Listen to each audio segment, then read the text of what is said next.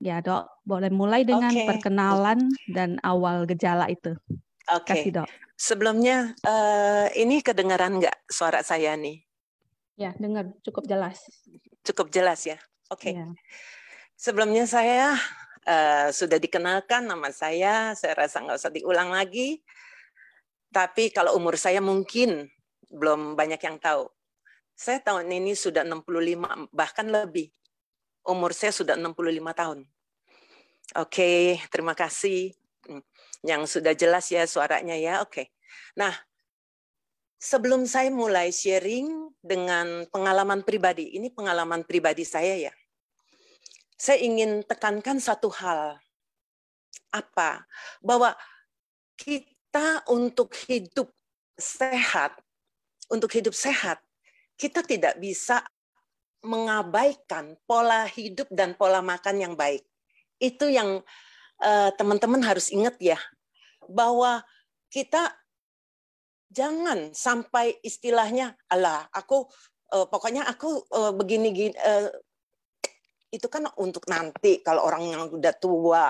Baru kalau aku masih muda, semaunya makan, semaunya hidup, itu yang akan dirasakan setelah umur mulai 30-40 tahun mulai muncul penyakit-penyakit yang ada. Karena itu, saya cuma tekankan jangan sampai teman-teman salah pengertian bahwa untuk mendapatkan hidup yang sehat, kita mulai dari muda. Sudah harus istilahnya pola makan dan pola hidup kita itu harus dijaga. Nah, ini yang tidak saya lakukan. Saya tidak lakukan ini karena saya itu praktek dari muda. Saya praktek dari lebih kurang jam siang ya, dari lebih kurang jam 1, pulang sampai rumah udah jam 12 malam, jam 1 malam. Akhirnya yang saya lakukan itu Senin sampai Sabtu. Akhirnya apa yang saya lakukan? Kalau ada waktu, saya tidak bisa lagi untuk berolahraga. Karena males. Akhirnya saya inginnya istirahat atau jalan-jalan. Jadi nggak ada waktu untuk olahraga dan sebagainya. Itu padahal itu salah satu faktor yang penting juga untuk membuat tubuh kita sehat. Maka itu janganlah kita lupakan pola makan dan pola hidup. Pola makan tentu yang kita perhatikan adalah kayak gizi makro, gizi mikro. Gizi makro pasti teman-teman sudah tahu, banyak yang sudah tahu, yaitu kayak karbohidrat, protein, dan lemak-lemak, tapi yang kita utamakan adalah yang tidak jenuh. Nah, untuk gizi mikro juga kita nggak boleh melupakan. Ya, itu apa? Seperti vitamin dan mineral. Tapi juga kita jangan terlalu berlebih-lebihan ya. Nah, itu aja yang saya ingin tekankan sebelum saya sharingkan apa yang saya alami. Sebenarnya, saya mengalami mulai gejala kepikunan itu di tahun 2010. Tahun 2010 itu, saya awalnya hanya mulai merasakan agak sedikit aneh kalau saya bicara dengan seseorang atau untuk ingat sesuatu, saya mulai kok gampang lupa ya. Nah, awal-awal itu saya nggak memperhatikan. Saya terus terang, saya nggak terlalu memperhatikan. Apalagi memang kesibukan saya yang padat ya. Saya pikir ya mungkin dengan usia saya udah 50-an, mungkin ya pasti ada degeneratif, kerusakan atau kemunduran dari otak. Ya wajar-wajar saja sih kalau sedikit-sedikit itu istilahnya lupa. Tapi di tahun 2011 yang membuat saya agak syok. Awal-awalnya saya begini. Saya diundang oleh seorang rekan atau kenalan saya, seorang dokter kandungan. Dokter kandungan ini mengundang saya untuk ke sebuah acara. Nah, sebetulnya saya sangat segan sekali, tapi karena sudah 3 kali diundang, akhirnya saya sangat tidak enak. Oke, saya bilang oke dok, saya datang. Itu dalam suasana, kemudian di situ saya pun dalam keadaan ngobrol, bercanda. Ternyata saya diharuskan untuk lakukan tensi, pakai tensimeter digital. yang ada kertasnya. Dia jadi setiap yang lakukan tensi itu pasti keluar struk kayak kertasnya itu. Waktu saya lihat struknya itu, kertasnya itu, saya kaget. Tekanan atas saya sistol 168, diastolnya 101. Saya kaget sekali. Kenapa? Saya tuh seingat saya nggak pernah hipertensi. Waktu saya muda malah saya cenderung ke hipo. Tekanan darah saya rendah. Makanya saya sampai nggak percaya, saya bilang, bisa diulang lagi, tolong diulang lagi untuk pemeriksaannya. Akhirnya dikasih ulang lagi, memang nggak beda jauh. Dari situ, nah saya sempat konsultasi ke internis, dan akhirnya saya periksa darah semua. Nah di situ saya baru tahu. Kolesterol saya tinggi, LDL saya tinggi, darah saya kental.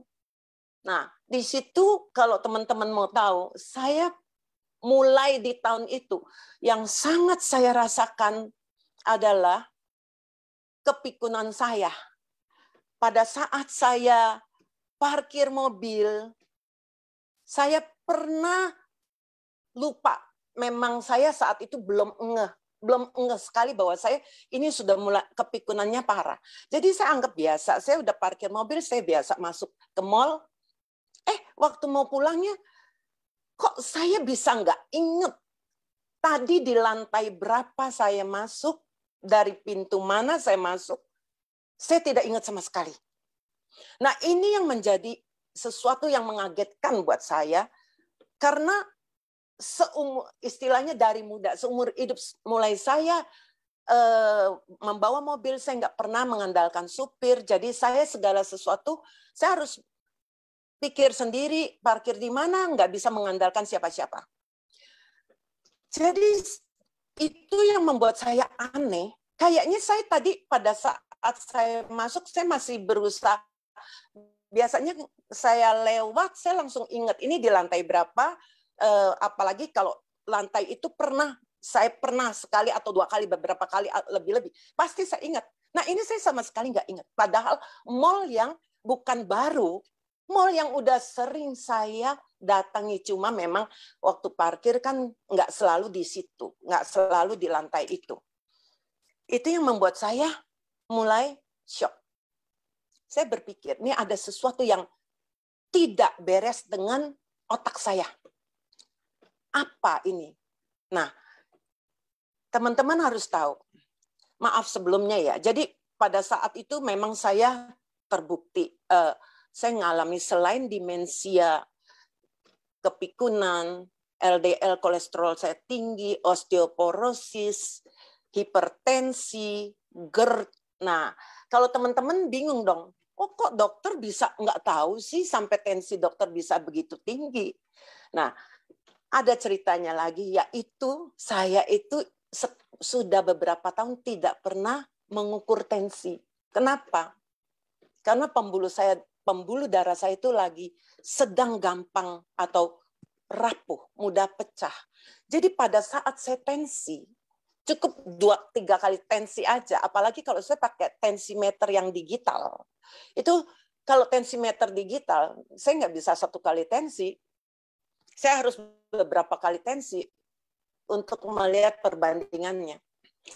Jadi kalau saya tensi beberapa kali, udah mulai kelihatan pecah. Jadi tangan saya ini seperti bergaris-garis, bergaret-garet seperti dikerokan apa-apa itu. Saya pernah 1 hari memakai tangan lengan pendek, saya berjalan, saya nggak ngeh itu. Ada orang yang dia bingung liatin tangan saya. Mungkin dia merasa aneh. Ini orang, ini ibu, kenapa ya? Itu tangannya bekas dicakar, karena dia lihat tangan saya yang lain nggak seperti itu, yang kanan enggak. Ini apa? Habis dicakar atau habis apa ya? Nah, saya baru ngeh. Oh iya, saya baru kayak sadar. Oh dia lagi ngeliatin. Oh iya ya, tangan saya kenapa jadi begini ya? Nah, kebetulan tensi saya saat itu selalu normal. Kalau saya tensi normal, memang nggak setiap hari saya tensi ya. Waktu itu berapa hari atau seminggu 2 minggu saya baru tensi sekali-sekali. Itu selalu normal. Karena itu saya percaya diri, makanya saya tidak mau tensi lagi. Setelah sekian tahun, ternyata pada saat saya di acara ini, saya kaget. Ternyata kok mendadak tensi saya sedemikian tinggi. Ini yang membuat saya agak kaget juga. Nah, dengan pemeriksaan ini semua, ternyata pembuluh darah saya begitu gampang mudah rapuh, tensi saya tinggi, kolesterol tinggi, LDL tinggi, kemudian saya sering vertigo. Nah, salah satu yang sering muncul belakangan itu saat-saat parah itu, saya sering vertigo, terutama di tempat praktek. Saya praktek itu memang kan dari siang, dari jam 1-an sampai malam. Nah, sekitar sore, kalau saya udah praktek beberapa jam, mungkin saya agak capek dan saya selalu pakai masker. Mungkin itu juga mengurangi kadar oksigen saya.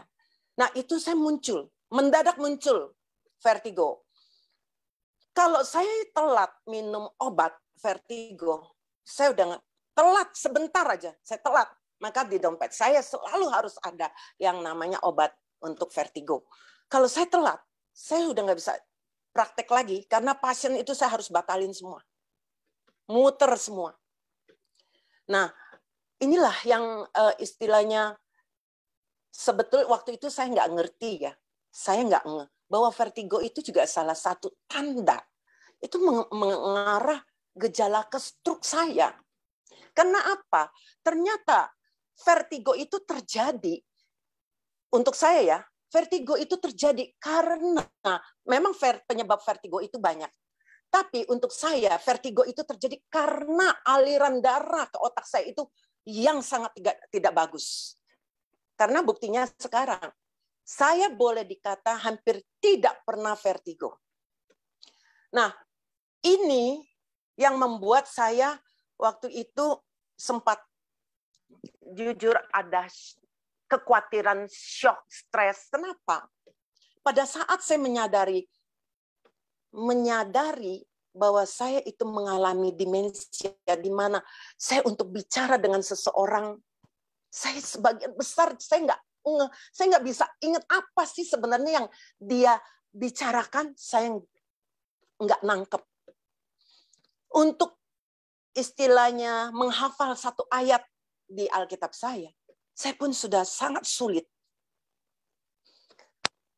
Untuk menyebut nama pasien yang baru saya baca di kartu status yang suster saya sudah siapkan, hanya beda 1-2 menit, saya lupa namanya.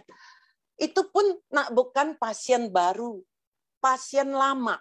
Padahal dulu pasien ini misalnya saya di luaran mendadak ketemu, saya bisa menyebut nama dia.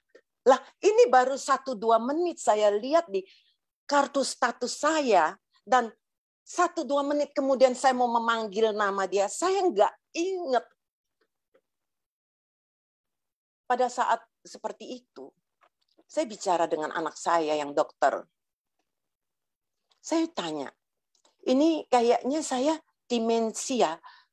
Menurut kamu di dunia kedokteran, apa obatnya? Ada obatnya apa untuk demensia? Ini kelihatannya mami demensia seperti ini, apa obatnya? Dan dijawab oleh anak saya, nggak ada. Saya kaget betul-betul, tidak ada. Memang sampai hari ini, obat untuk menyembuhkan ya, teman-teman, saya ingin katakan, untuk menyembuhkan, bukan mencegah. Kalau mencegah, katanya ada memang untuk demensia.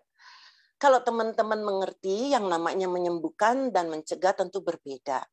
Misalnya orang ini punya tingkat kerusakan selnya misalnya sudah 80%. Kalau dia mengalami kesembuhan, itu misalnya menjadi tinggal 20%. Nah, itu mengalami kesembuhan. Walaupun mungkin tidak 100%. Tapi kalau mencegah berbeda. Kerusakan tingkat misalnya 50%, di tingkat 50%. Hanya diusahakan supaya jangan lebih naik jadi 60, ke 70, atau ke 80%. Tapi untuk menjadi ke 10, 20 nonsen. Nah, itu dia bedanya. Pada saat saya dengar anak saya bilang tidak ada obatnya, saat itu saya jujur, saya shock. Kenapa? Karena saya berpikir, ini logika saya. Kalau tidak ada obatnya, kalau hanya mencegah, belum tentu itu bisa. Belum tentu. Berarti kemungkinan saya pun akan semakin parah. Kalau semakin parah, apa yang akan terjadi? Saya sudah membayangkan untuk nama pasien yang baru saya lihat. Hanya beda 1-2 menit. Saya tidak bisa lagi menyebut. Apalagi semakin parah. Saya yakin kemungkinan besar nanti suatu saat saya nggak akan ingat siapapun. Termasuk keluarga saya, anak saya. Itu yang jujur saya takut banget dan membuat saya stres. Nah, di sini saya ya nggak ada ya, karena seperti itu saya tidak tahu yang namanya suplemen waktu itu, saya tidak tahu, saya tidak kenal, saya tidak. Karena kalau memang mau ini jujur banyak dokter yang tidak tahu dan tidak pernah dengar. Nah, kalau saya boleh kasih lihat ini ya. Kelihatan ya? Ya bukunya ya. Oke. Nah, kelihatan Iya, Sisyari. kelihatan, Dok. Oke. Iya, saya juga Judulnya ada. oke. Nah, udah beli Sisyari. What your doctor doesn't know about nutritional medicine may be killing you. Ini saya dikasih hadiah dari seorang rekan teman saya. Waktu itu saya juga sempat merasa agak aneh ya, ini buku ya, judulnya ya. Seorang dokter, penulisnya seorang dokter. Nah, dokter ini sebenarnya, ini sikap dokter ini itulah rata-rata para dokter. Tidak pernah percaya yang namanya nutritional supplementation. Nah, di sini mungkin saya ingin tekankan sedikit ya. Bahwa buat saya memang SOP UTSU itu mungkin izinnya itu di BPOM itu bukan sebagai suplemen, tapi sebagai makanan, ya. Tapi pengertian saya bahwa yang namanya suplemen itu adalah tambahan di luar makanan kita yang sehari-hari. Jadi tambahan yang bisa memberikan apa? Membantu untuk kesehatan kita. Nah, buat saya SOP UTSU ini adalah tambahan juga, suplemen juga. Walaupun untuk istilah BPOM bukan di situ, tapi ini adalah tambahan, nutrisi. Jadi pengertian saya adalah nutrisi tambahan ya. Nah, jadi teman-teman tahu apa yang Dr. Ray ceritakan di bukunya. Nanti teman-teman bisa beli, yang penasaran boleh beli itu. Di sini Dr. Ray ini dia bercerita bahwa dia itu seorang dokter yang sangat tidak percaya dengan yang namanya nutritional supplementation. Itu setiap pasien yang datang yang selalu minta advice dia mengenai kalau mau minum seperti ini, dok, saya boleh nggak minum nih, misalnya vitamin atau mineral. Dia selalu berkata, itu lu cuma buang-buang uang, percuma. Lu cuma membuat urin lu lebih mahal saja. Nah, kenapa Dr. Ray berkata, memang untuk dokter istilahnya graduating physician itu hanya mungkin tidak lebih dari 6% yang pernah istilahnya dapat formal training in nutrition, itu tidak lebih dari 6%. Jadi sebagian besar itu tidak mengerti. Tidak mengerti. Ini kata Dr. Ray ya, bukan kata saya ya, sorry ya. Baca di bukunya Dr. Ray. Nah, makanya Dr. Ray akui bahwa dia sendiri juga tidak pernah mengenal atau tidak pernah mengerti mengenai nutritional supplementation ini. Maka dia selalu berkata, tidak ada gunanya. Selalu berkata tidak ada gunanya. Nah, Dr. Ray sendiri kalau tidak mengalami secara pribadi, dia tidak akan mungkin bisa percaya. Ini terjadi dengan istrinya. Istrinya itu mengalami penyakit namanya fibromialgia. Fibromialgia ini adalah memang penyakit yang istilahnya seumur hidup. Dr. Ray bukan nggak tahu, dan dia harus membawa istrinya berobat ke spesialis untuk menangani fibromialgianya. Otomatis dikasih obat, terus makan terus. Tapi semakin lama, semakin keadaan istrinya bukannya membaik. Bahkan timbul lagi penyakit lain. Bahkan istrinya pernah sampai mengalami namanya radang paru atau pneumonia akut yang parah. Setelah itu juga dia mengalami yang namanya alergi, ya, asma. Semua penyakit yang makin timbul pasti akan diberi lagi obat, tambahan obat. Apa yang terjadi? Dr. Ray melihat dengan matanya sendiri. Ternyata semakin hari istrinya semakin parah, bahkan sampai tidak bisa bangun dari ranjang, hanya mampu bangun 2 jam. Itu dalam keadaan siapa? Istrinya ini masih muda, bukan sudah nenek-nenek yang sudah 70 tahun. Anaknya pun masih kecil-kecil. Ini yang membuat Dr. Ray merasa, jujurnya, merasa putus asa. Padahal istrinya menikah dengan Dr. Ray, mengharapkan kesehatan dia semakin membaik. Karena punya suami dokter. Ternyata Dr. Ray tidak bisa mengatasi problem kesehatan istrinya. Karena itu, Dr. Ray sempat putus asa. Tidak tahu lagi apa yang harus dia lakukan buat istrinya. Dia sudah kemana-mana juga. Konsul ke beberapa dokter. Sampai suatu hari, datanglah seorang teman keluarganya yang bercerita kepada istrinya bahwa suaminya juga mengalami yang namanya pneumonia. Nah, penyakit yang sama yang diderita oleh istri Dr. Ray. Karena itu teman dari keluarganya ini tanya, mau nggak kamu coba deh, mau nggak kamu coba dengan ini nutrisi.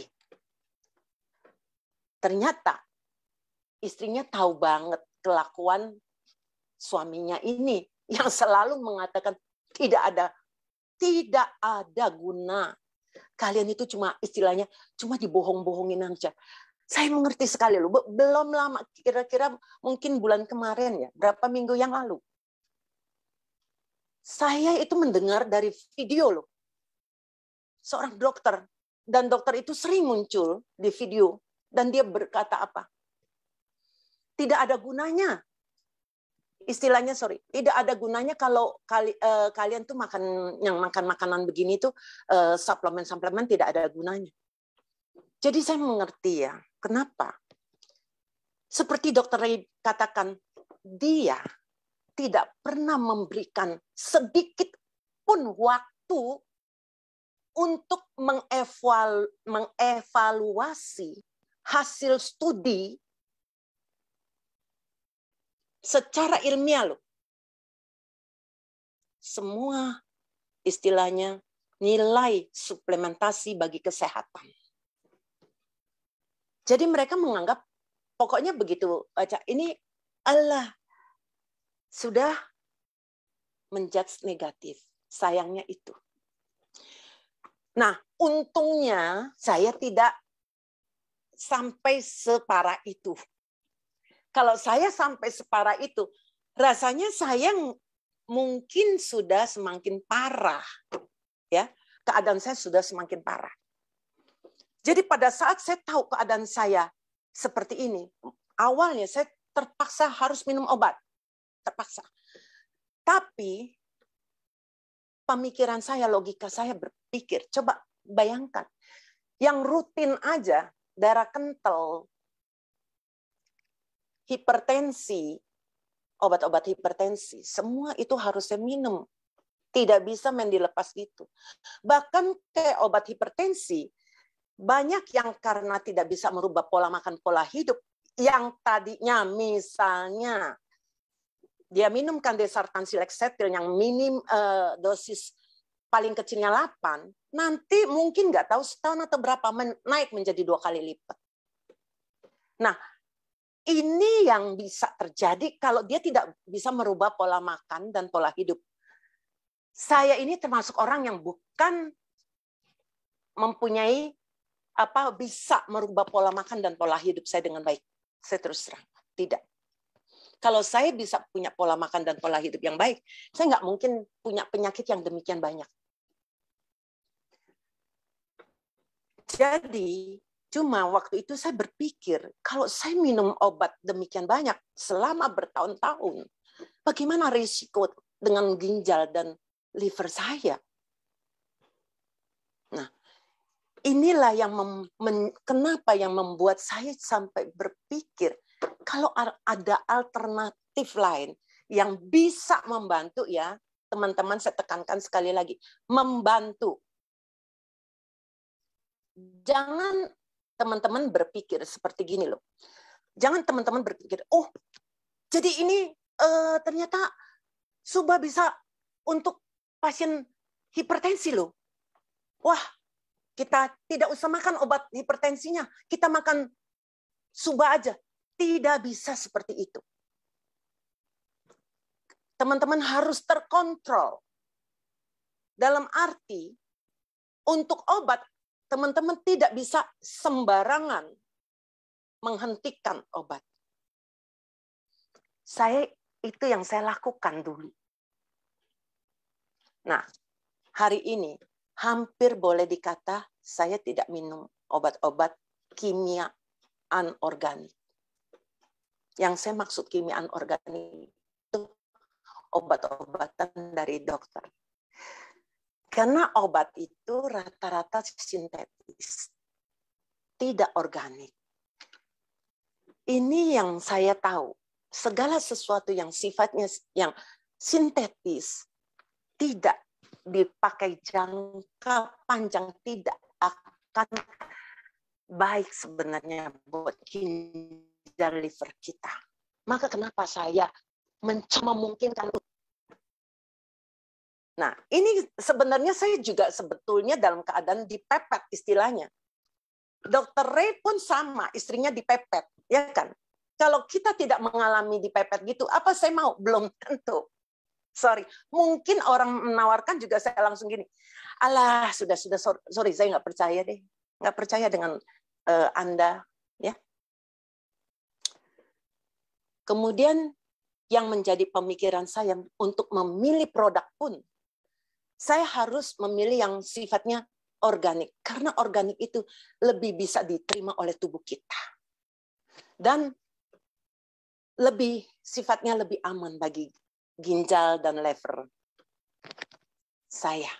Makanya kenapa setiap produk yang dikenalkan saya, yang saya pertama sering tanya adalah, produk kamu organik nggak? Apalagi di mall, sering sekali. Iya, Bu, ini organik, Bu. Kamu kalau organik, mesti istilahnya kamu harus jujur ya, nggak boleh, karena saya ini dalam istilahnya kalau saya cocok produk kamu, saya itu akan pakai dalam jangka panjang loh. Bukan hanya pakai mungkin sehari, 2 hari, atau sebulan, 2 bulan, tidak. Kalau saya lihat itu produk memang masuk di akal dan bisa ternyata saya cocok, kemungkinan saya akan minum dalam jangka panjang. Apa yang terjadi kalau ternyata itu juga tidak organik? Karena itu saya tanya, punya sertifikat organiknya enggak? Nah, ini dia. Tidak punya. Tidak punya. Makanya kenapa saya Subah Utsu saya berani minum? Karena punya sertifikat organik. Kalau tidak punya sertifikat organik, sorry, saya pun tidak mau minum. Nah, jadi itulah yang selalu saya tekankan. Untuk selalu saya mencari segala sesuatu itu yang organik. Saya tidak akan mencari yang tidak organik. Akhirnya saya memang kenal pertama kali produk. Waktu itu saya minum, setelah itu betul. Saya kelihatan di pribadi saya. Suatu perbaikan-perbaikan. Memori saya pun membaik. Itu saya harus akui. Memori saya membaik. Tapi aneh, setelah beberapa tahun, memori saya seperti stagnan. Seperti stagnan. Ini yang membuat saya bingung juga. Jadi gini, kalau saya kasih gambaran ya teman-teman ya. Dulu kan saya bilang, waktu saya lagi parah, nama orang, nama pasien yang baru dilihat aja, saya mau nyebut, karena saya pindah posisi dari tempat, misalnya kayak duduk saya ini tempat meja tulis saya, di praktek saya. Saya pindah ke dental unit, dental chair saya mau sebut nama itu orang, nggak bisa, lupa. Nah, pada saat memori saya membaik, saya mulai bisa mengingat. Saya bisa menyebut nama dia. Saya bisa menyebut nama dia. Tapi, ada tapi. Kalau misalnya ada pasien saya yang punya, contohnya, ada pasien saya punya 4 anak. Itu mereka dari kecil, dari umur berapa, 5-6 tahun, mereka sudah datang berobat. Mamanya selalu bawa 4 anak. Tapi mulai belasan tahun, mamanya mulai lepas, suruh datang sendiri atau dianterin oleh pembantu atau siapanya, susternya. Nah itu saya masih agak sulit. Misalnya 4 anak, anak ketiga yang datang, saya mau menyampaikan sesuatu kepada kakaknya yang paling besar. Saya mau sebutin nama kakaknya, itu saya masih nggak bisa. Tapi nama dia saya nggak lupa. Nama dia saya tidak lupa. Tapi mau menyebut nama kakaknya, itu saya masih lupa. Kalau sekarang, 4-4-nya, rata-rata saya sudah bisa ingat semua. Dan saya bisa menghafal jauh lebih baik. Nah, jadi itu yang saya rasakan. Pada saat itu, beberapa tahun kemudian, saya juga bingung kenapa saya stagnan. Saya kayak sesuatu yang berhenti. Nggak berkembang lagi. Nggak ada perkembangan yang membaik lagi. Sampai suatu hari, saya dikenalkan SOP. Padahal SOP itu, SOP 100 ya waktu itu, 2019. SOP 100 waktu itu dikenalkan. Saya tidak mau. Karena saya pikir saya nggak perlu lagi. Jadi yang mencoba datang ke rumah saya berkali-kali, sampai berapa bulan, dia coba datang. Ini kebetulan. Kebetulan sekali saya ini, ya itu kenalan lah ya, teman dari saudara saya.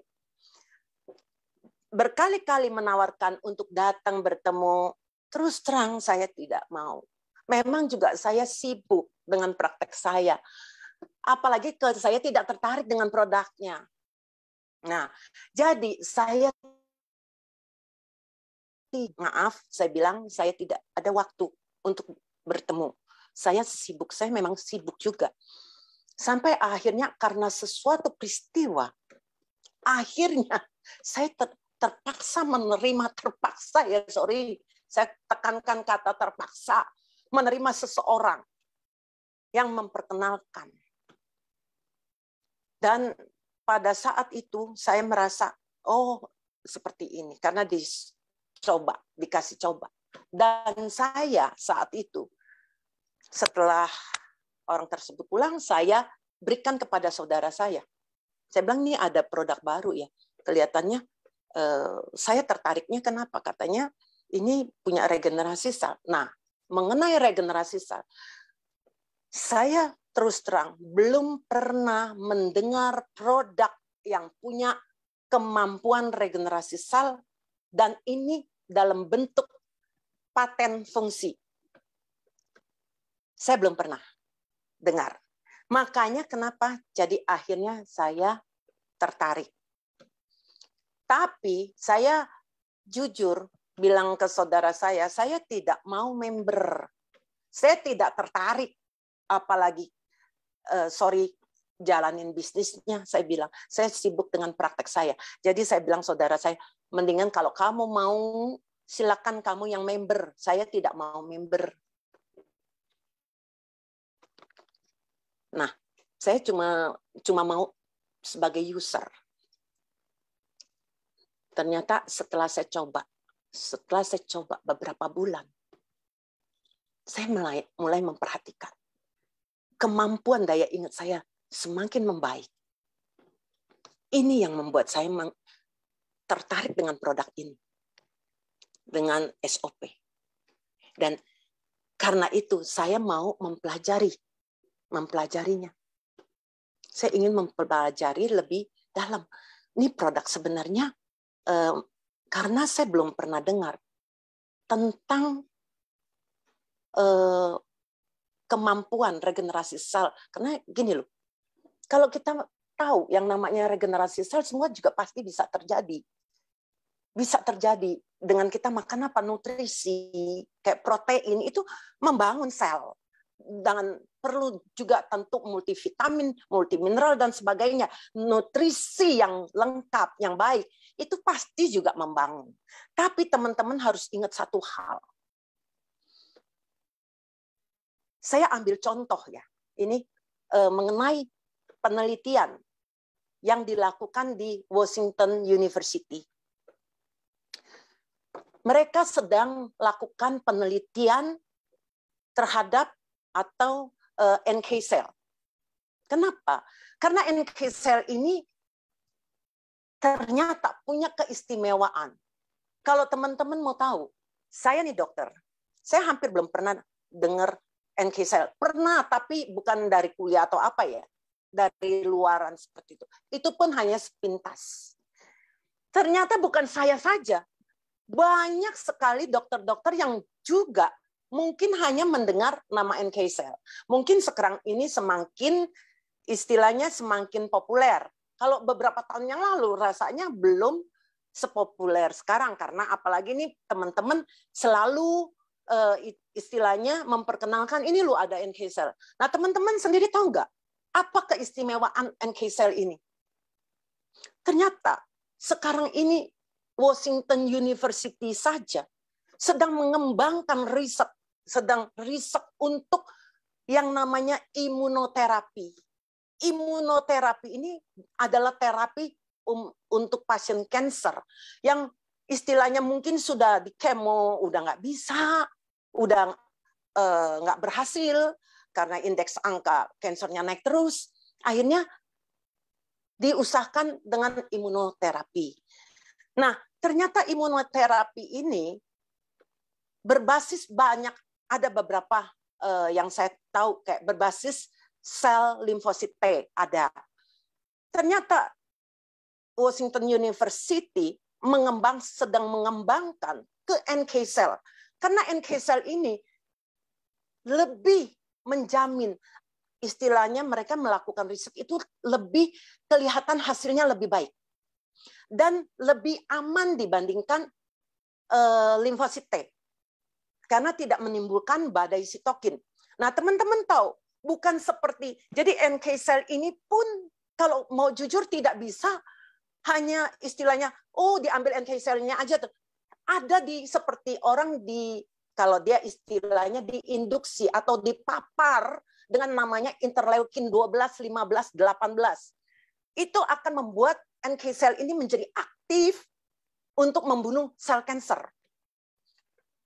Nah, kalau teman-teman baca di Utsukushi, di brosurnya kan, Utsukushi di dalam usus mengaktifkan interleukin 12 dan interferon gamma yang jika digabung akan mengaktifkan NK sel kita. Jadi istilahnya akibat utsekusi. Kalau tanpa utsekusi belum tentu NK sel ini akan aktif seperti itu. Ini dia yang saya pikir ini adalah tentu riset dari mereka para ahli, profesor AFC di Jepang itu yang menemukan istilahnya saya mungkin formula atau racikan mereka sehingga bisa mengaktifkan NK sel ini. Ini tidak gampang dan tidak bisa asal-asalan. Jadi tentu ada sesuatu yang sehingga bisa membuat NK sel kita menjadi aktif. Bahkan saya baca di beberapa jurnal, ternyata NK sel ini adalah garda terdepan. Garda terdepan. Karena dulu saya juga nggak tahu NK sel itu apa. Saya cuma tahu salah satu ya sel imunitas. Nah, sel imunitas ini memang banyak. Yang saya tahu untuk membunuh sel kanker itu ada dua. Sel limfosit T dan NK sel. Tapi sel limfosit T ternyata yang saya baca, dia bisa istilahnya dibohongin dengan sel kanker. Karena sel kanker itu termasuk sel yang sangat cerdas. Dia bisa sembunyi dari sel T, sehingga sel T tidak bisa menemukan dia. Tapi NK sel tidak bisa dibohongin. NK sel bisa menemukan sel kanker tadi. Kalau saya lihat seperti itu, wah ini sel luar biasa sekali. Ini yang semakin menarik saya. Ini yang membuat saya semakin tertarik sekali. Jadi, kenapa saya jadi kepengen istilahnya saya begitu kepengen sharing untuk ke teman-teman saya ya. Tadinya saya bukan apa-apa, mungkin saya termasuk sebenarnya kalau teman-teman lihat saya sepertinya saya ini orang yang ekstrovert ya. Sebetulnya saya itu introvert. Tapi karena saya sebetulnya tidak terlalu suka dipublikasikan atau di ini ya. Tapi karena Mrs. Sherry ini selalu sudah berkali-kali berkata kepada saya, "Dok, mungkin dokter bisa sharing karena ini bisa memberkati." Tadinya saya cuma pikir untuk share ke teman-teman grup-grup aja yang dekat-dekat atau kenalan saya aja. Tapi saya nggak ingin secara luas ya. Tapi ya karena saya pikir seperti itu Sherry katakan, oke lah, saya cobalah. Ya dengan maaf dengan banyak kekurangan saya karena jujurnya saya tuh cuma dokter gigi, bukan dokter umum yang jauh pengetahuan mereka jauh melebihi saya. Nah, ini yang saya ingin sharingkan apa yang saya rasakan dan apa yang istilahnya yang saya tahu. Nah, jadi itulah yang membuat saya itu tertarik. Ternyata tidak banyak dokter yang sudah tahu tentang NK cell. Saya pun baru tahu belakangan. Washington University pun mempublikasikan itu tahun kemarin, 2021. Jadi waktu saya baca itu, saya semakin hebat. Kita berharap mungkin NK cell ini nanti akan menjadi imunoterapi yang akan bisa membantu banyak pasien kanker yang sudah lanjut ya, yang sudah sulit sembuh ya. Kita berharap seperti itu. Tapi kalau kita lihat kan artinya bukan NK cell yang begitu aja, tapi NK cell yang memang diproses. Kalau Washington University mereka mengambil dari donor. Kalau kita minum, jadi itu mengambil dari donor kemudian diproses di luar, dimasukkan atau dipaparkan dengan yang tadi saya katakan interleukin 12, 15, 18 itu yang membuat sel-sel NK ini menjadi sangat aktif untuk membunuh sel kanker. Nah, anak saya sendiri sebagai seorang dokter katakan, memang tidak banyak dokter yang memang karena ini kan bukan istilahnya yang umum yang mereka biasa pelajari di bangku kuliah. Jadi anak saya bilang, memang banyak yang belum kenal. Nah, inilah waktunya mungkin kita memperkenalkan. Sebab dengan seperti ini, ya tentu mungkin ada kekurangan-kekurangan lainnya dari, saya belum tahu nih ya, nanti riset yang akan datang. Tapi saya lihat mereka sudah mengarah ke sana tahun kemarin 2021. Sedang kita sudah, AFC sudah produksi Utsu ini dari berapa tahun yang lalu loh. Artinya AFC ini perusahaan yang luar biasa loh. Inovatif banget. Mereka punya pengetahuan yang bagus gitu loh, yang luar biasa juga. Nah, seharusnya kita di sini kita belajar. Kalau kita sampai kena kanker pun, itu kalau teman-teman baca, biasanya kalau tanda itu sudah terjadi, untuk ternyata kanker, umumnya itu sudah lanjut. Maksudnya kanker ini umumnya sudah lanjut.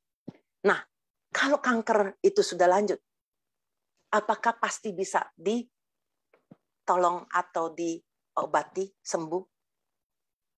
Kemungkinan besar juga belum tentu. Kemungkinan besar tidak.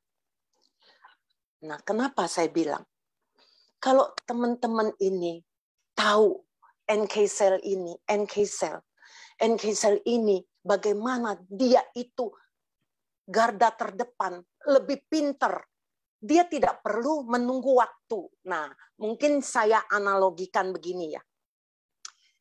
Kalau rumah kita istilahnya didatangin penjahat, kalau keamanan kita, rumah kita, maksudnya mungkin security kita sudah siap di depan rumah, sudah siap.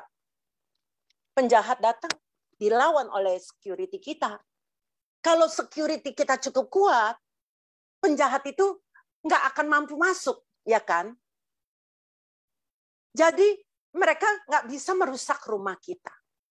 Nah, beda kalau kita tidak punya security yang kuat di depan. Keburu masuk, penjahat itu sudah mengobrak-abrik, istilah saya mungkin mengobrak-abrik dalam rumah kita. Baru kemudian datanglah polisi. Tapi kehancuran itu yang sudah terjadi di dalam rumah kita tidak bisa diperbaiki lagi. Maksudnya nggak bisa dicegah karena memang sudah hancur. Nah, ini yang saya kalau pikir, maaf ya, ini pemikiran saya sama dengan kayak NK cell. Dia itu garda terdepan. Kalau dia cukup kuat, begitu. Dan dia non-spesifik lagi. Artinya dalam arti begini. Virus siapa aja, lu datang sini, gua hajar. Istilahnya seperti itu. Pokoknya virus, bakteri, siapapun istilahnya, musuh, datang dihajar. Tapi kalau NK cell kita lemah, ya nggak bisa. Nah, tapi juga jangan teman-teman lupakan satu hal. Yang namanya seperti virus, itu virus load-nya itu juga hati-hati. Kalau yang datang itu karena kita sudah lengah, ya istilahnya, kita nih udah lengah dalam arti gini, sudah virus COVID sudah nggak ada, udah hampir nggak ada, jadi kita bebas, mari kita buka masker, kita ngobrol segala macam. Nah ini yang teman-teman harus hati-hati sekali, karena virus load itu pun sangat penting yang teman-teman harus perhatikan. Karena kalau yang masuk virus itu misalnya 10 juta misalnya, tentaranya misalnya. Terus teman-teman punya tentara cuma 10.000, ya mana mampu untuk melawan, udah pasti dia akan masuk. Tapi kalau teman-teman punya tentara dan kemampuan dia itu kuat, maka dia bisa misalnya membunuh, datang 10.000, dia punya kemampuan bisa membunuh 10.000. Virus itu tidak akan merusak organ tubuh kita, karena dia nggak ada kesempatan untuk masuk ke jaringan tubuh kita. Ini dia yang perlu, yang saya pikirkan. Kenapa perlu? Tapi teman-teman maaf, banyak saya lihat ya, oh kalau sakit aja baru minum UTSU. Teman-teman harus tahu, yang namanya proses itu nggak begitu istilahnya untuk mengaktifkan NK cell itu bukan begitu gampang. Sekarang minum langsung, tidak, dia perlu proses. Nah, kenapa saya bilang kalau teman-teman memang bisa, mungkin satu saset atau enggak setiap hari atau ini secara sering kontinu, itu sangat membantu. Itu sangat membantu. Nah, nanti mungkin saya cerita kepada mungkin mengenai seorang teman baik saya ya. Ini salah satu yang menguatkan saya juga ya. Teman saya ini dia penderita kanker prostat.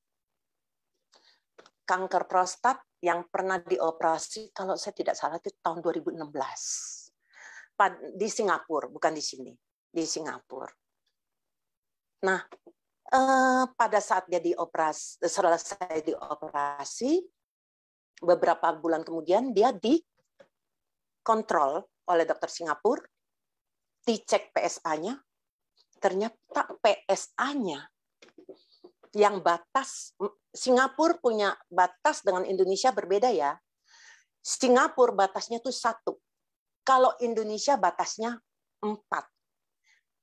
Nilai angka dia sudah 1,9 sekian. Ini yang membuat dokternya sempat kaget. Dan teman saya disuruh lakukan yang namanya PET scan. PET scan ini untuk melihat apakah kemungkinan sudah ada metastase dari sel kanker ini ke bagian organ tubuh lainnya. Ternyata belum, atau tidak ada.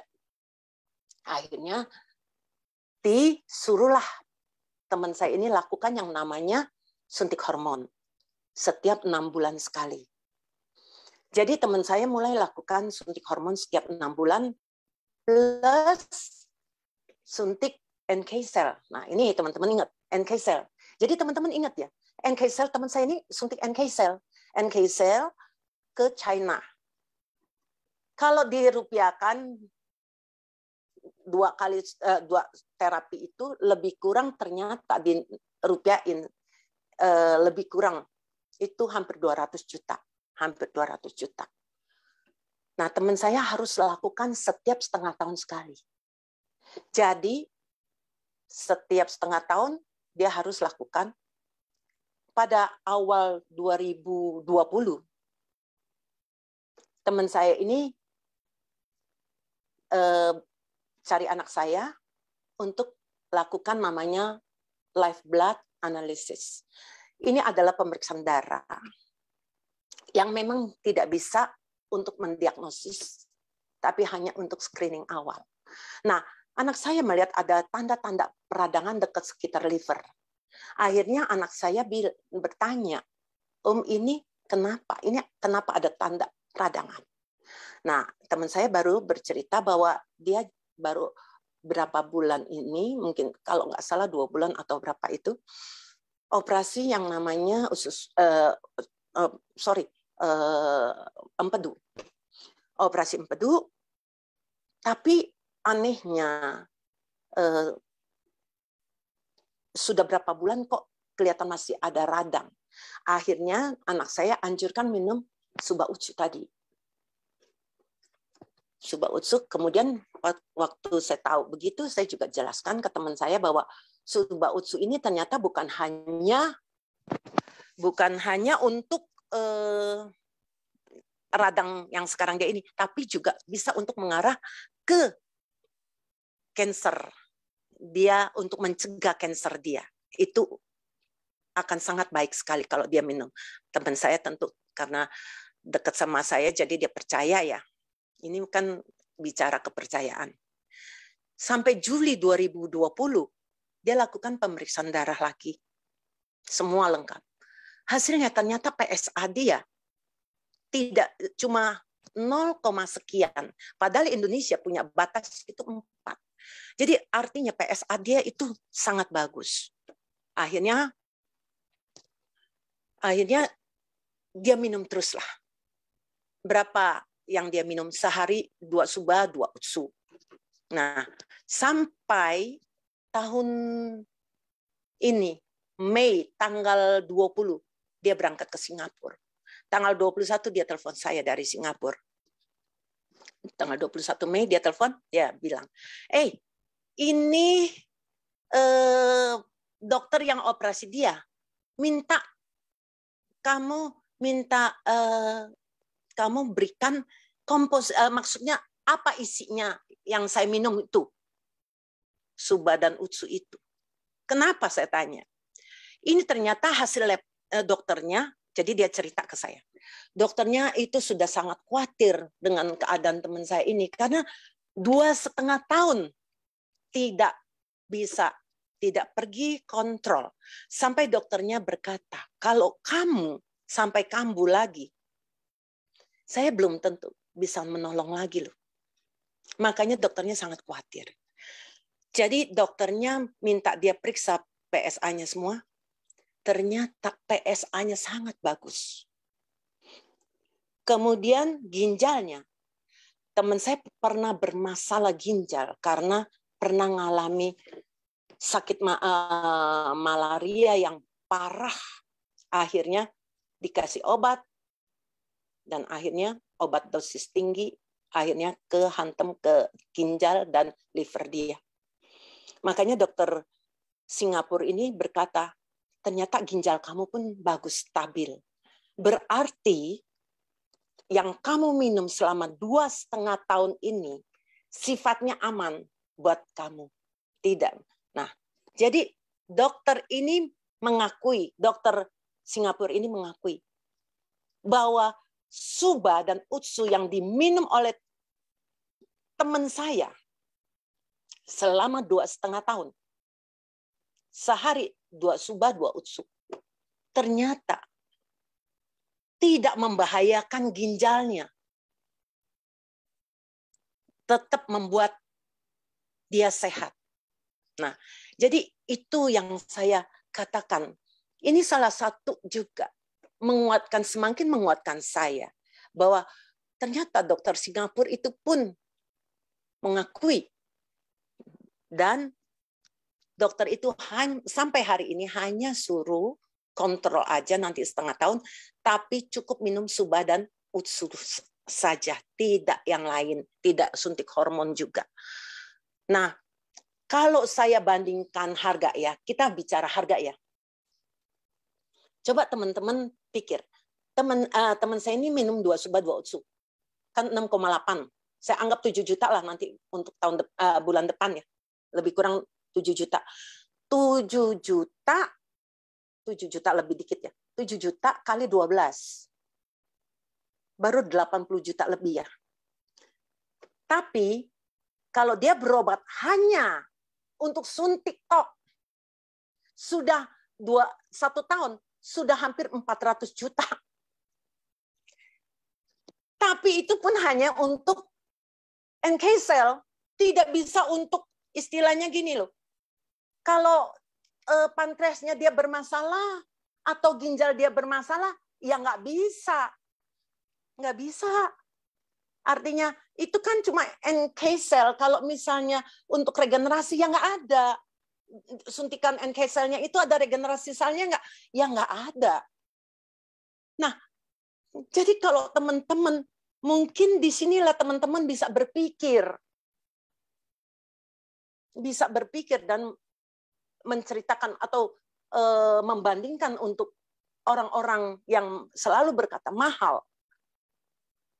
Mungkin teman-teman bisa sharing ini. Seperti itu. Jadi murah ya. Oke. Ternyata murah banget ya katanya. Iya iyalah. Kalau kita mikir, coba teman saya malah sekarang ya, kulit mukanya kelihatan, jujur dia hampir 70 tahun ya. Beda berapa tahun dari saya. Dia juga kelihatan seger.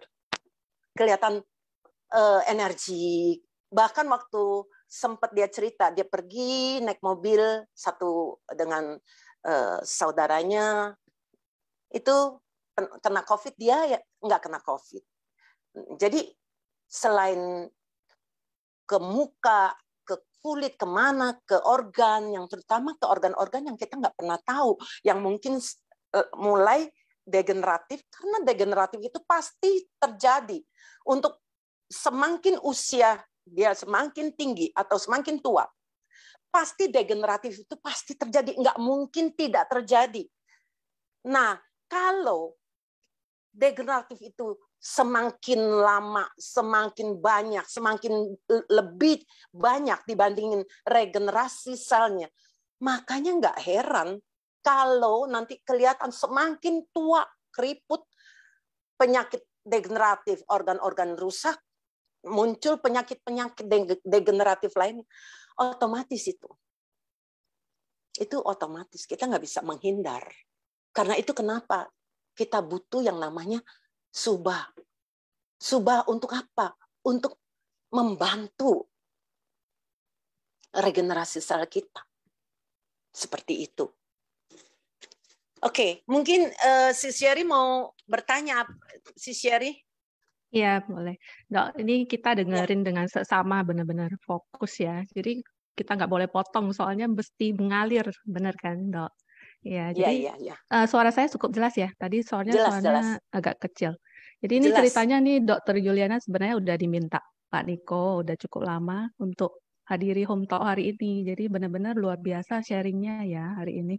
Dan awalnya itu dokter itu cuman mau Zoom kecil-kecilan aja ya Dok ya waktu itu ya. Jadi dengan visi misi yang sangat humble, sangat mulia, rendah hati, dokter ini mau berbagi dengan kita semua. Alangkah baiknya kalau bisa dibagi ke lebih banyak orang lagi di luar sana. Jadi teman-teman mungkin yang putus harapan, ada yang teman keluarganya atau Anda sendiri yang putus harapan atau pasrah atau udah males ya coba ini itu. Mungkin kita hari ini udah dengar dokter bisa lebih terbuka mindsetnya.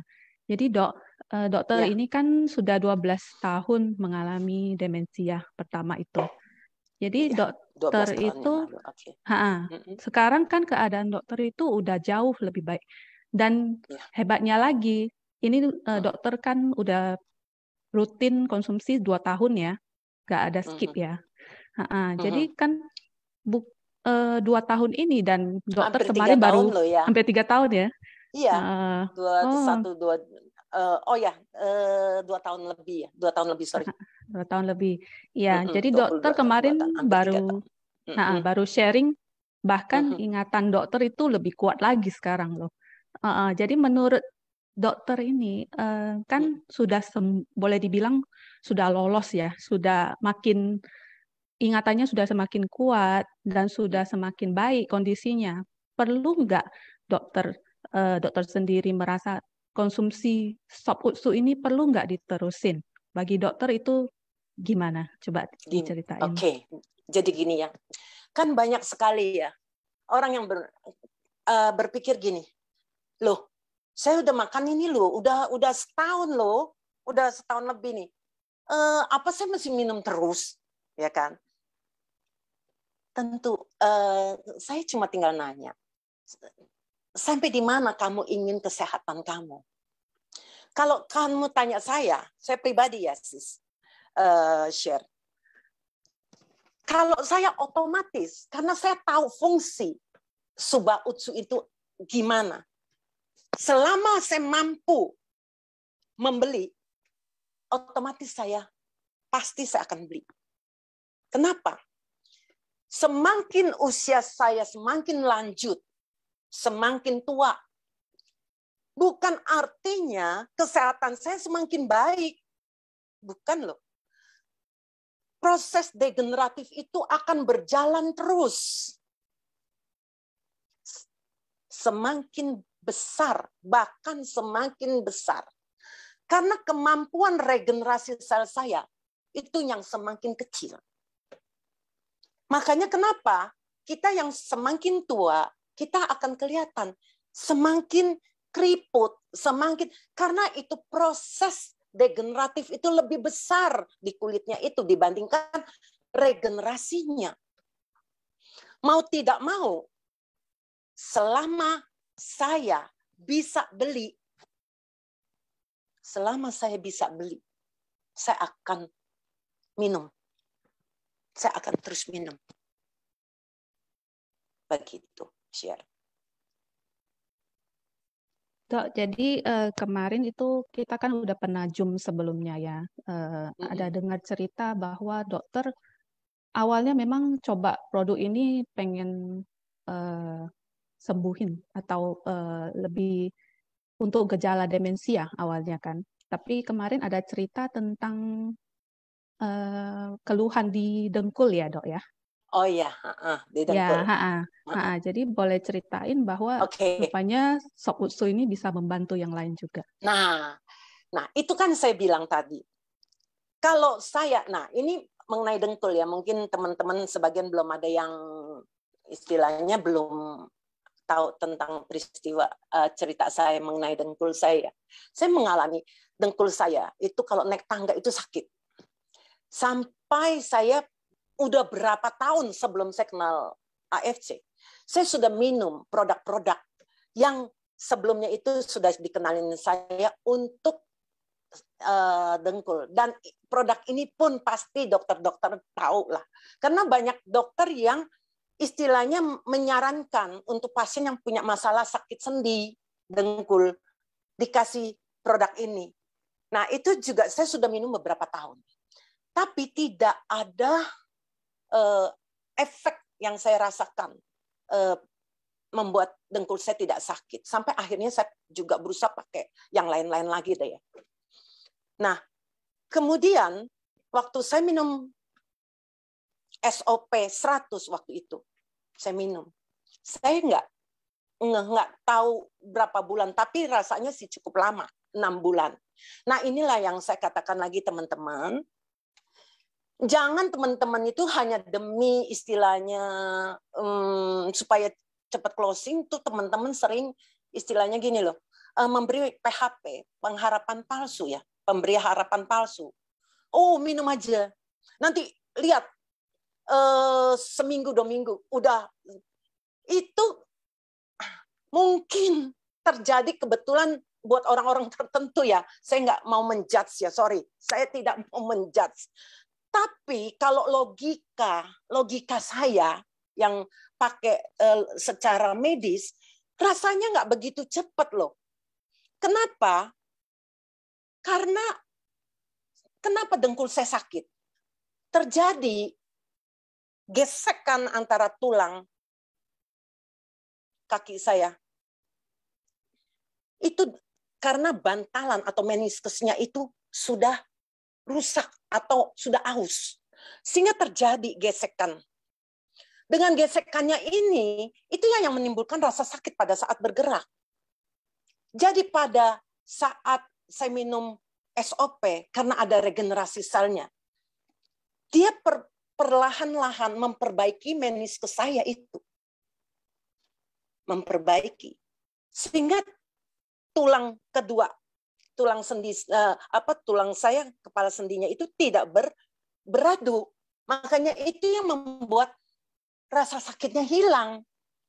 Nah, saya itu dulu kebetulan sebelum saya kenal AFC, saya sempat berpikir saya ingin lakukan stem cell injection therapy untuk dengkul saya. Memang saya tahu itu bukan murah ya, itu puluhan juta juga waktu untuk dengkul, satu dengkul aja ya. Tapi untung saya bersyukur belum saya lakukan. Ternyata saya minum SOP sudah hilang. Nah, coba teman-teman pikir deh. Saya minum bukan hanya untuk demensia saya semakin membaik, dengkul saya semakin membaik. Coba, udah berapa keuntungan yang saya dapat. Itulah yang saya bilang. Tapi jangan, sorry ya, teman-teman itu jangan terlalu overclaim. Hati-hati. Karena jangan sampai kita ini boleh istilahnya semangat, tapi jangan sampai berlebihan sampai kita sembarangan ngomong. Wah, kanker kamu minum ini. Pasti sembuh. Dan apalagi stadiumnya udah 4. Dokter aja sudah angkat tangan. Itu hanya bisa kalau Anda sertai dengan doa jadi mujizat. jadi sembuh, kankernya hilang. Kalau untuk saya, sorry, saya ini dokter, harus lebih realistis ya melihat. Nggak bisa sembarangan asal-asalan ngomong. Ini yang saya, jujur saya takut. Bahkan kalau saya lihat banyak istilahnya testimoni yang buat saya kayaknya sedikit sesuatu yang nggak masuk akal saya. Kadang-kadang saya jujur, saya juga agak segen ya untuk share. Karena kalau saya yang share lebih celaka lagi. Karena saya dokter, wah ini dokter overclaim. Kadang-kadang saya juga jujur agak takut di situ. Agak nggak enak. Jadi kadang-kadang saya juga agak berpikir. Jadi maka kenapa saya bilang, teman-teman boleh semangat. Tapi juga jangan lebay. Jangan overclaim. Sampai orang akhirnya nggak percaya. Malah akhirnya orang sangat tidak percaya. Kenapa tidak percaya? Karena itulah terlalu overclaim yang tidak pada tempatnya. Seperti itu. Ya, oke. Oke, Dok. Boleh diceritakan, dokter ini kan makannya konsumsi udah 2 tahun lebih ya. Itu takarannya gimana tuh selama ini dari awal hingga sekarang? Kalau awal saya jujur aja cuma 1 SOP, 1 UTSU. Belakangan aja karena apa? Karena SUBA itu mengandung fruit flow. Nah, saya perlu fruit flow, kenapa? Karena saya hipertensi. Saya perlu fruit flow karena sarden peptide. Fruit flow untuk mencegah penggumpalan, sarden peptide-nya itu yang untuk. Jadi SUBA itu bisa punya paten selain membantu, walaupun sifat dia seperti aspirin, tapi teman-teman ingat ya, dia itu tidak sekuat aspirin. Jadi jangan seperti, misalnya saya waktu awal itu kelihatan hiperagregasi trombosit. Jadi saya nggak bisa misalnya, oh ini SUBA ya, misalnya saya baru mau minumnya. Oh SUBA bisa istilahnya mencegah darah kental. Oke, kalau gitu setiap hari saya minum 1 SUBA, saya continue minum. Hati-hati ya. Kalau dia tidak cukup, karena saya lihat yang diterangkan Profesor Asim, sejak kita menelan SUBA itu, fruit flow ya, sorry, di sini Profesor Asim katakan fruit flow ya, itu 3 jam, itu kelihatan efek antiplateletnya. Tapi 18 jam kemudian dia sudah kembali ke normal.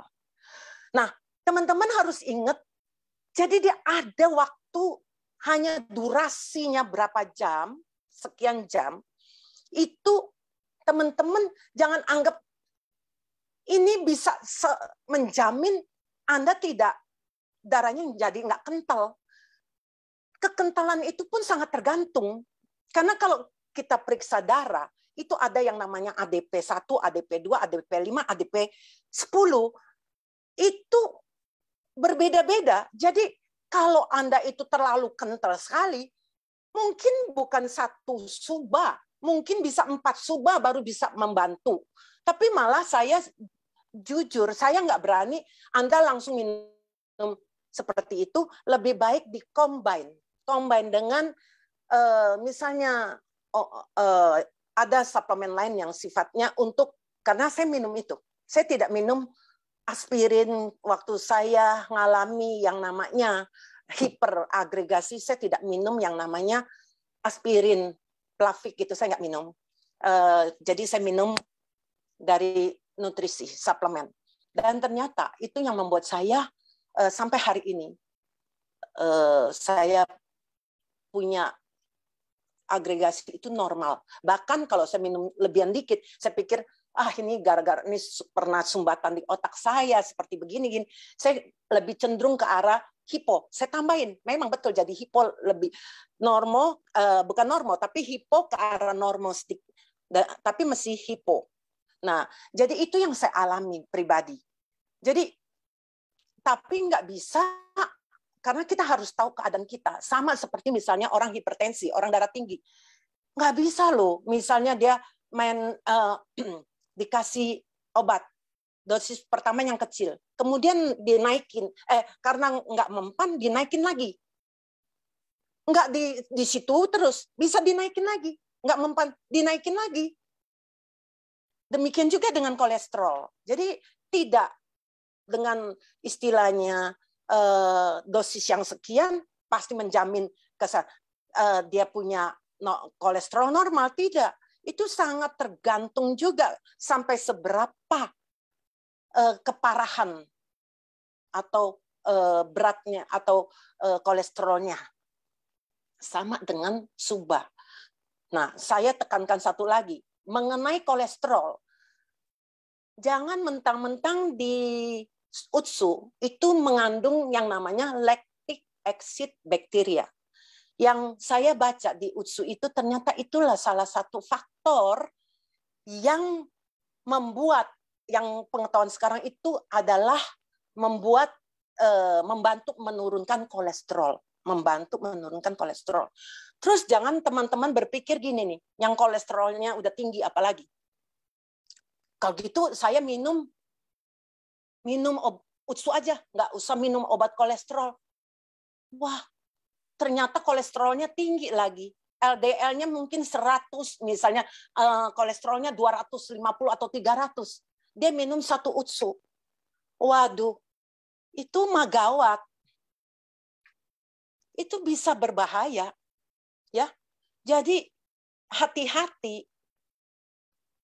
Ya, hati-hati sekali. Jangan berpikir hanya mendengar, oh ini salah satu bisa menurunkan kolesterol, tidak lagi artinya tidak memperhatikan takaran yang cukup. Terus stop obat. Itu yang tidak boleh sembarangan. Oke. Oke, share. Oke, Dok. Ada lagi? Jadi, boleh.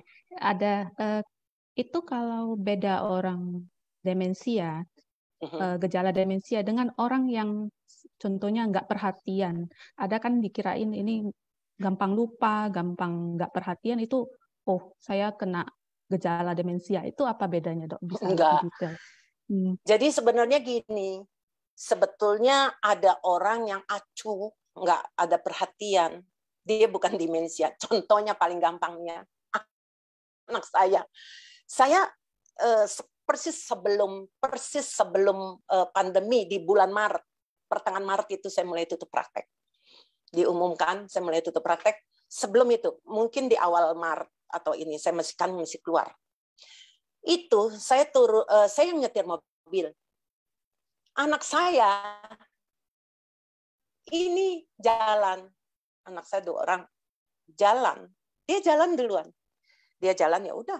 Saya pulangnya anak muda, mungkin kakinya lebih cepat ya. Dia jalan dulu lagi. Jalan dulu, saya pikir dia udah ngerti ke tempat parkiran. Saya tinggal ikutin.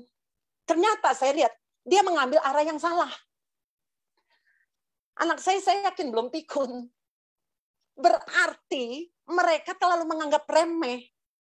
Menganggap, oh, di sini loh. Padahal mereka nggak ada perhatian. Cuma kira-kira, kayaknya di sini letak. Tidak ada perhatian. Bukannya mereka pikun.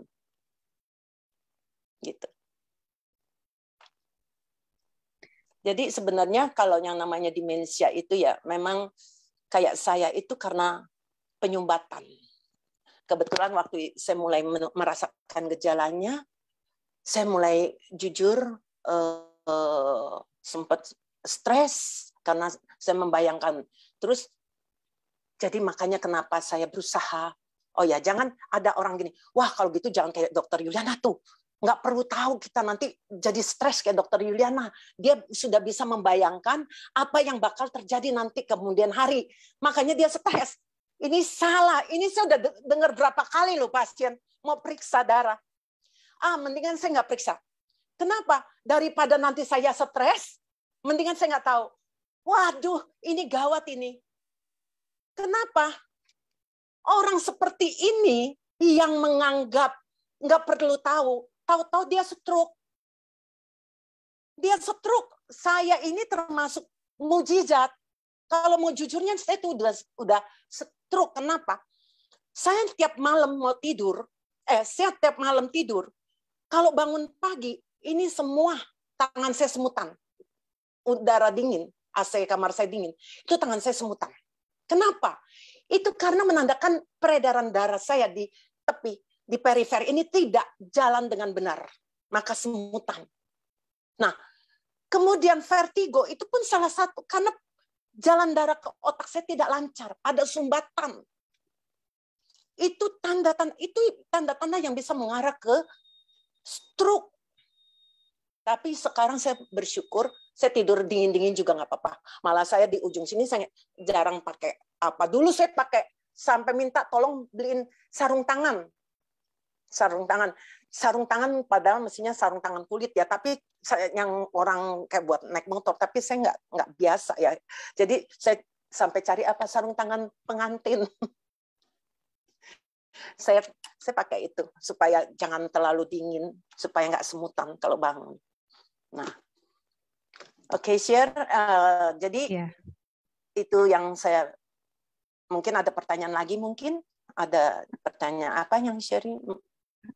Itu kalau mengenai takaran ya, kan disarankan itu bagi orang yang sudah rutin konsumsi obat hipertensi, diabetes dan sebagainya. Menurut dokter itu takaran itu baiknya gimana tuh menurut dokter? Takaran ya. Kalau takaran itu memang relatif ya. Kalau dia sehat-sehat, badannya kecil, rasanya 1 utsu atau 1 suba itu udah cukup ya kalau badannya. Lah kalau kayak saya ini beratnya 72 kilo. Tinggi saya 170. Kayaknya kalau 1 suba, 1 utsu memang agak-agak kurang ya. Jadi mestinya 2 kali. Tapi lucunya waktu saya awal minum 1 SOP 100 selama berapa bulan, itu juga tetap berasa loh hasilnya di dengkul kanan saya. Itu luar biasa juga. Saya pikir luar biasa juga. Karena rutin ya dok, tidak pernah skip ya? Ya, saya setiap hari saya usahakan minum. Oke. Dokter mungkin bisa ceritain singkat mengenai orang yang rutin atau enggak itu bedanya apa gitu? Oh, nah kalau gitu ini kebetulan terjadi kepada orang dekat saya. Tahun 2021 bulan Juni Juli. Itu kena COVID. Saat itu kan COVID Delta. Nah, bagaimana saya melihat orang yang rutin, enggak rutin sih sebetulnya, 1 keluarga, suami istri dan anak. Tapi saya ya enggak rutin sekali ya, tapi suka minum lah. Nah, pada saat kena COVID, itu kan selalu 1 kamar. Jadi 1 kamar selama berhari-hari. Itu ya pasti virusnya itu udah boleh bilang sudah merata. Sudah meratakan. Nah, coba bayangkan saat yang tidak minum, itu sampai mengalami saturasi oksigennya sudah di bawah 90, sudah sesek dan akhirnya harus dirawat di rumah sakit. Bayangkan, itu rumah sakit sedang penuh-penuhnya. Tidak ada yang gratis. Mau tidak mau harus masuk rumah sakit. Berbayar. Dan bukannya murah. Ratusan juta habis. Karena paru-parunya waktu di rongsen itu banyak sekali, hampir putih semua. Walaupun hanya karena orangnya masih sadar. Saya bilang, hantam tetap. Memang saat itu saya cuma bisa sambil doa, saya berharap untuk suba utsunya terus dihantam. Yaitu suba, saya kasih memang melebihi dari kantor. Karena badannya besar. beratnya lebih dari 100 kilo. Mau tidak mau saya harus suruh lebih. Nah, di sini saya lihat perbedaannya. Istri dan anak. Anaknya begitu cepat, padahal anaknya sampai anosmia juga ngalami. Tapi saya lihat bagaimana perbedaan orang yang minum walaupun mungkin nggak setiap hari, itu lebih mempunyai daya tahan tubuh dibandingkan yang tidak. Bayangkan cuma kena COVID ratusan juta biayanya untuk masuk rumah sakit. Coba kalau jadiin Subah Utsu bisa berapa tahun ya minumnya? Nah di sini saya pada saat keluar dari rumah sakit tetap saya pesankan jangan lupa Subah hantem lebih banyak. Terus berapa bulan.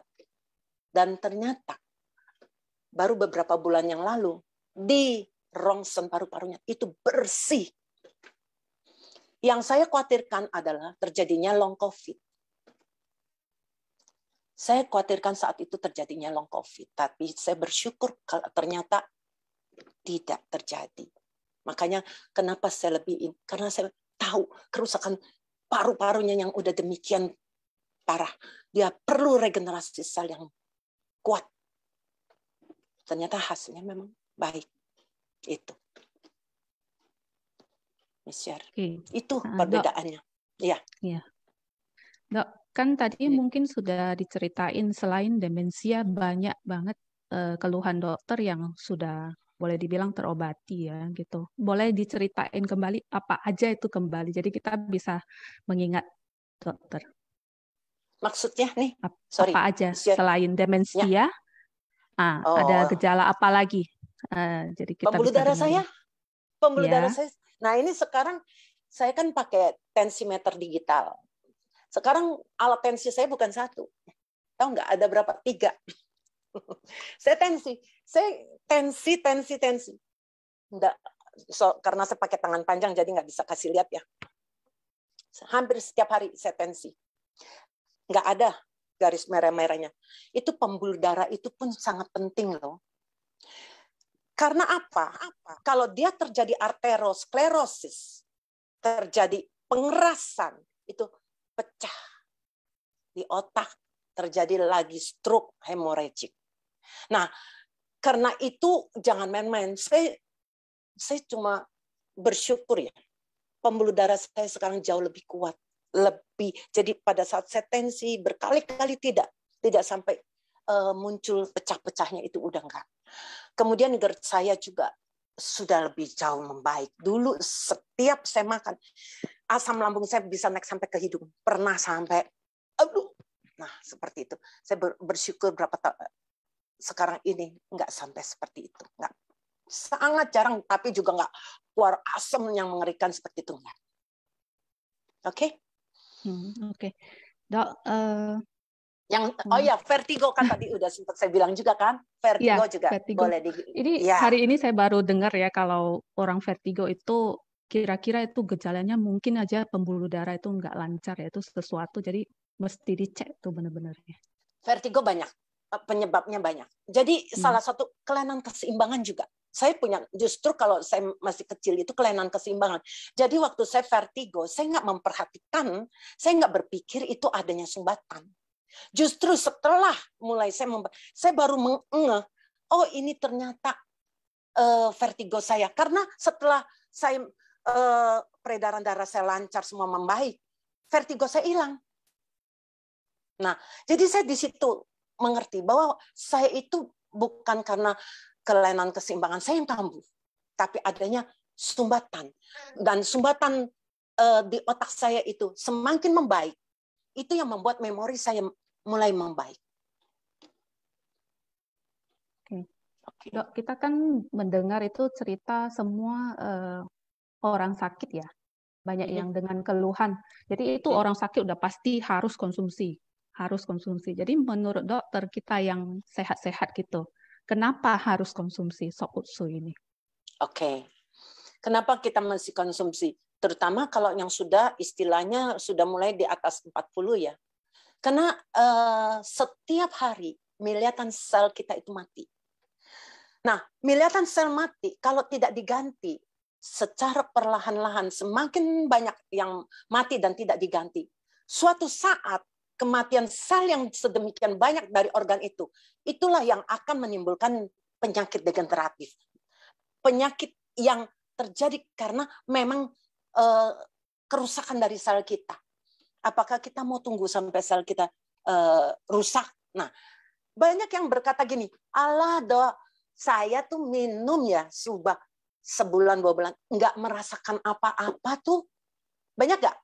Pernah nggak dengar gitu? Saya nggak merasakan apa-apa, nggak ada rasa apa.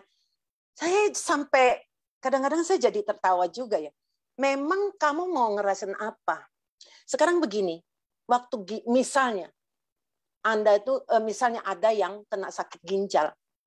Pada saat pertama itu nggak mungkin dalam 1 hari ginjalnya langsung rusak, langsung harus cuci darah, nggak mungkin. Pasti itu sudah berbulan-bulan, bahkan bertahun-tahun.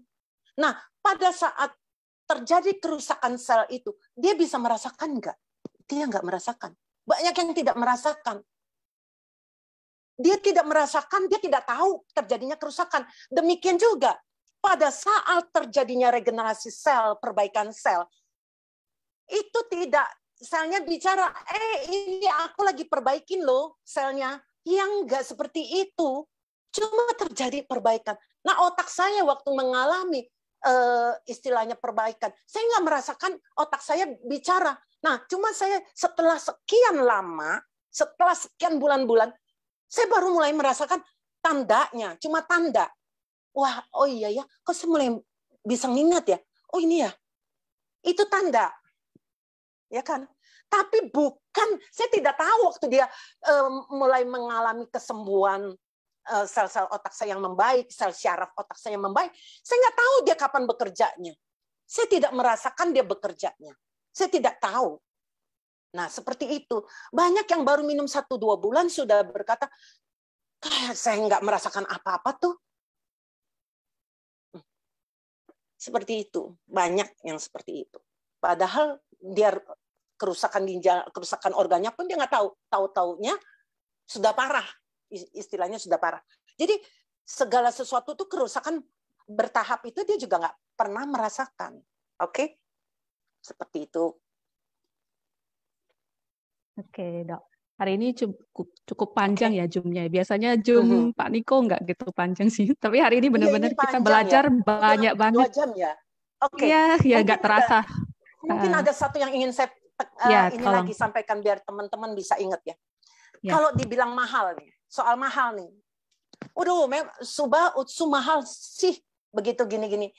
Sekarang teman-teman coba ajak berpikir ya, berpikir secara realistis ya. Kalau saya bilang gini loh, kalau kamu minum rutin, ini memang kita nggak bisa maksain orang yang nggak mampu beli, terus kita maksain dia ya nggak mungkin juga ya. Tapi kalau orang itu dia mampu beli, tapi pelit, ya maaf aja. Karena ada yang saya lihat seperti itu. Sudah kena COVID, baru umur 40-an, untuk beli Subah Utsu aja begitu sayang, akhirnya meninggal. Itu kan lebih istilahnya ya ampun. Gini. Nah, coba teman-teman bicara seperti gini. Kalau Anda mampu, kecuali nggak mampu, saya juga nggak bisa bilangnya. Kalau Anda mampu, Anda punya uang banyak, apa salahnya Anda invest di kesehatan? Dalam arti begini loh, mungkin cuma minum 1 Subah, 1 Utsu misalnya. Saya bilang, itu kalau Anda rutin minum, itu bisa memperpanjang usia Anda loh.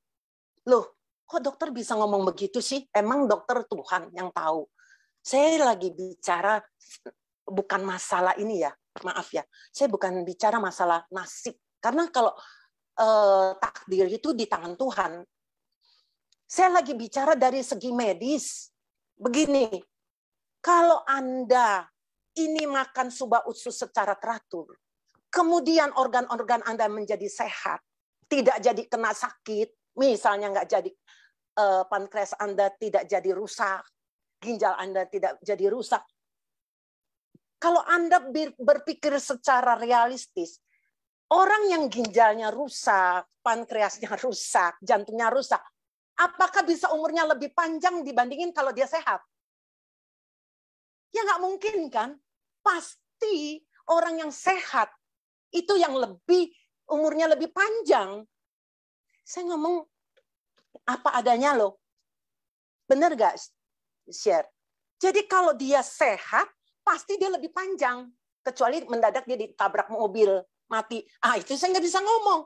Tapi kalau dari segi medis, dibandingin kalau dia kena kencing manis berat, kena sakit jantung, kena sakit ginjal parah, ya pasti umurnya nggak mungkin sepanjang kalau dia sehat. Itu maksud saya. Padahal orang sampai berani mengeluarkan, misalnya kalau kena kanker, berapa M, asal bisa sembuh. Dia berani keluarin. Ya kan? Berapa M dia berani keluarin. Tapi ini untuk invest kesehatan kita. Untuk beli tas yang mahal, mereka berani. Ratusan juta berani. Tapi untuk invest kesehatan belum tentu. Ada yang belum tentu berani. Wah itu sih, saya bilang itu, sorry ya, rugi buat diri dia. Itu. Belum lagi yang namanya anti-aging. Kalau kita lihat UTSU. Bagaimana orang sampai harus suntik DNA salmon untuk supaya wajahnya itu kelihatan jadi lebih muda, ya kan? Terus biayanya berapa? Bukan main itu. Nah, kalau kita minum UTSU, selain membuat, walaupun tentu tidak secepat orang suntik, ya kan? Tapi tentu ada perbaikan. Bagaimana dengan kulitnya, bagaimana dengan bukan hanya kulit, tapi imun dia jauh lebih baik, lebih tahan, supaya tahan terhadap penyakit, terhadap sel kanker, bagaimana NK sel dia semakin mampu membunuh, begitu ada sel kanker, dia langsung bisa membunuh, jadi belum terjadi kanker. Itu kan banyak sekali keuntungannya. Ya, oke. Masih ada? Dok. Dok, ada kata-kata penutupan nggak untuk Zoom malam ini? Gitu ya, kalau kata-kata saya cuma bilang, mungkin teman-teman bisa belajar di sini. Kita bersyukur di perusahaan AFC. Karena sampai hari ini jujur, ada perusahaan-perusahaan yang meniru-niru seperti AFC.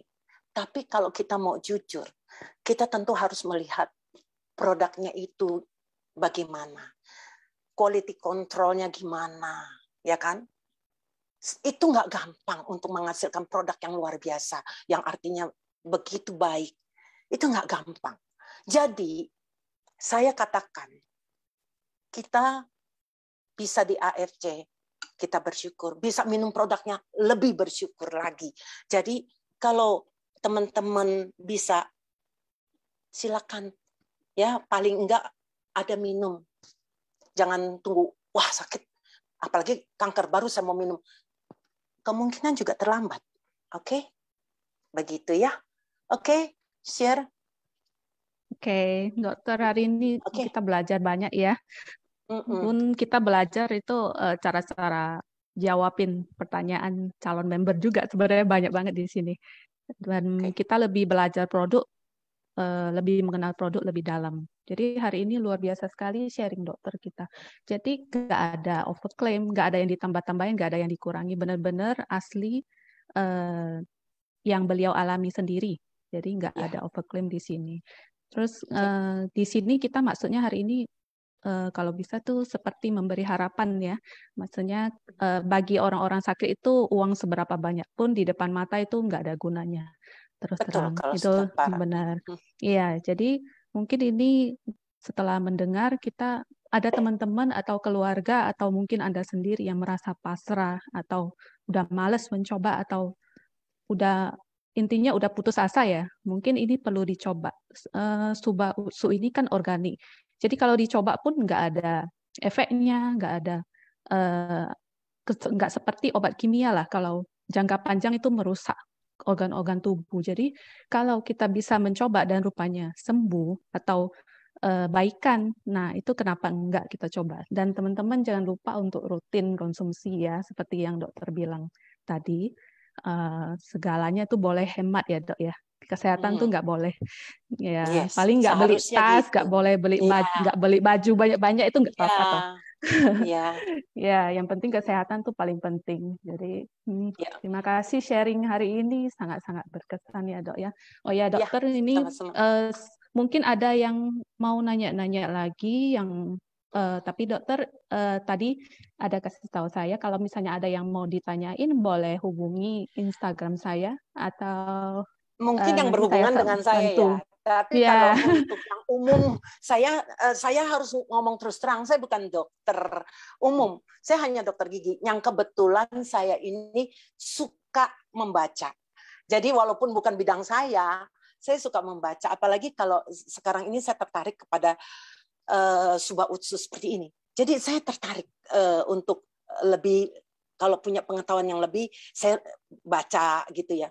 Tapi untuk penyakit-penyakit ini saya belum tentu bisa menjawab lo ya. Jadi oke aja tapi kalau saya nggak bisa menjawab, mohon maaf karena saya jangan sampai memberi harapan palsu juga palsu. Ya buat yang lainnya ya. Harapan palsu ya. Ya, benar-benar. Iya, Ya dokter, oke. mungkin nanti di lain kesempatan kita bisa zoom bareng lagi Baik, kan. baik. Terima kasih atas Baik. waktunya malam ini ya, cukup Ya, panjang hari sama-sama ini. ya teman-teman. Oke, semoga sukses semua Terima kasih ya. semuanya. Oke, Tuhan berkati semuanya. Ya, God Oke. bless, thank you. God bless. Yuk.